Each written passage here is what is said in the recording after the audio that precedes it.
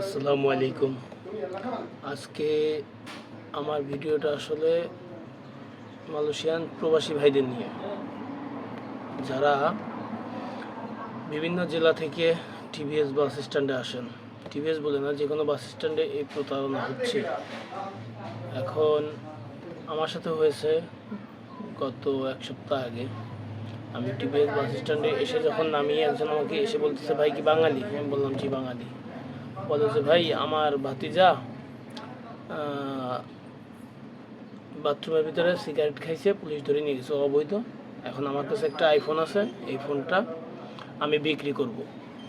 তো বিক্রি করার কথা বলছে। আমি বলছি যে না, আমি আইফোন কিনি না, আর আমার ফোন লাগবে না।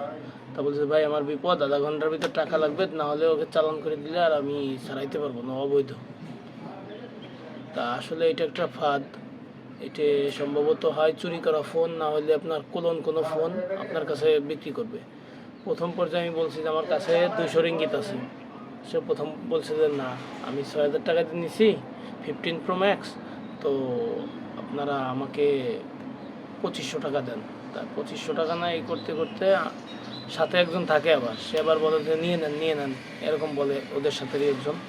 আমি বলছি না ভাই, আমি নেবো না। পরে বললো যে আপনি 200 রিঙ্গিতই দেন। তা আমি যখন 200 রিঙ্গিত দিয়েছে, তখন আমার তো মনে খটকা লাগছে যে 15 প্রো ম্যাক্স নতুন ফোন কেন 200 রিঙ্গিতে দিয়ে দেবে।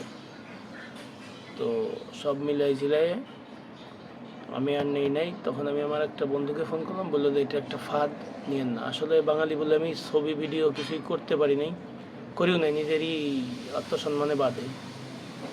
তো এইভাবে বাঙালি, আপনারা কেউ কোথাও থেকে ফোন কিনবেন না। আমি তাকে বলছিলাম যে ফোন যেহেতু নতুন কিনছেন, তাহলে আপনি শোরুমে ফেরত দেন, অর্ধেক টাকা এমনি ফেরত পাবেন। তা সে রাজি হয় না। মানে এটাই হলো তার ফাঁদ, অন্যের মাথায় কাঁঠাল ভাঙবে এবং অন্যকে বিপদে ফেলবে। তা কখনো ভুলেও রাস্তা থেকে কারোর কাছ থেকে যত বিপদেই পড়ুক, আপনি ফোন কিনবেন না, আর তাদেরকে সাহায্য করতে যাবেন না, নিজেই বিপদে পড়ে যাবেন।